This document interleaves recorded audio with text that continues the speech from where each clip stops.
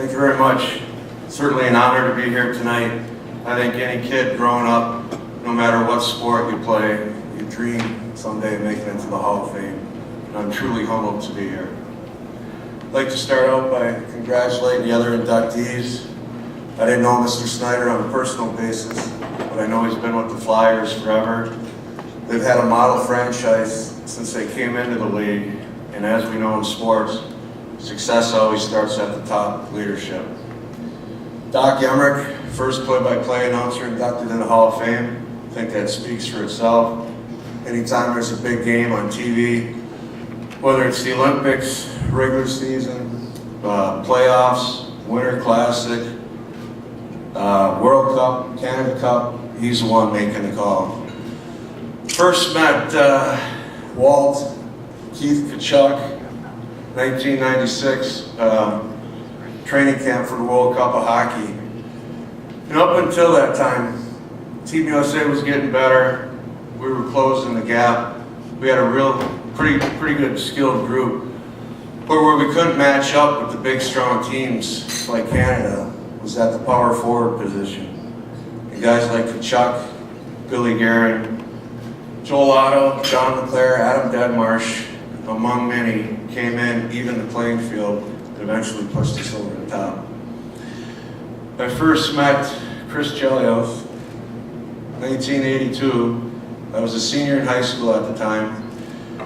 He was a freshman at Wisconsin, and when I went up there for my official recruiting trip, he somehow was named the chaperone. Well, this gets better. He was supposed to take me around campus, give me a tour of the campus. Well, he gave me a tour, all right. We didn't exactly see any lecture halls, or museums, or libraries, but we did see a lot of downtown bars. And we had a great time. Anyone that's been out with Chris knows what I'm talking about. But the problem was, the next morning I had a breakfast meeting with the coach, who at the time was Badger Bob Johnson, legendary coach at Wisconsin. And I'll tell you what, I must have looked like Pale Rider walking into that breakfast. That was tough. He did that to me a lot. But last night I was smart enough to go home. It only took me 30 years.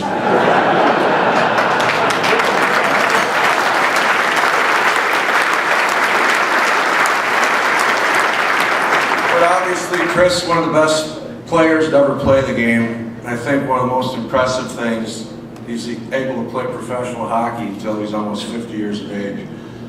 Pretty special deal. So congratulations to all the inductees.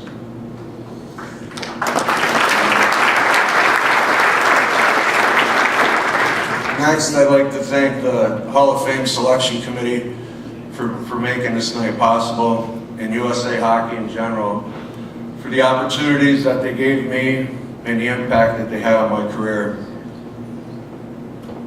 I was fortunate enough to play on several U.S. national and Olympic teams, and it was always a privilege and an honor to put on that jersey and represent our country. In my opinion, playing at the international level was a step above the NHL in terms of overall speed and skill. And since a lot of those international tournaments were in late summer, early fall, it was a great way to get ready for the NHL's regular season.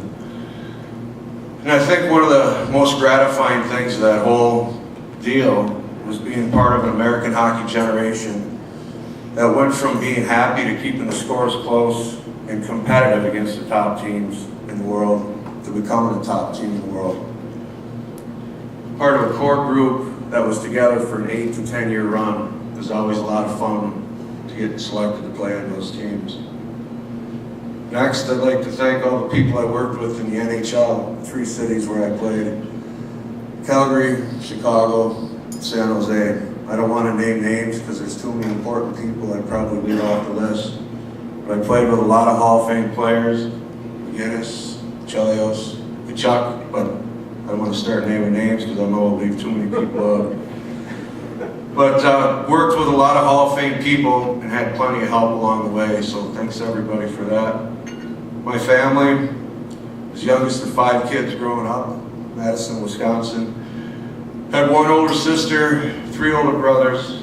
Everybody skated. Sister was a figure skater, really before they had much for girls hockey. And all 3 of my brothers played hockey. 2 of them went on to play at the University of Wisconsin, and one, Bob, who's here tonight, was on the 1980 U.S. Olympic team that won the gold medal in Lake Placid.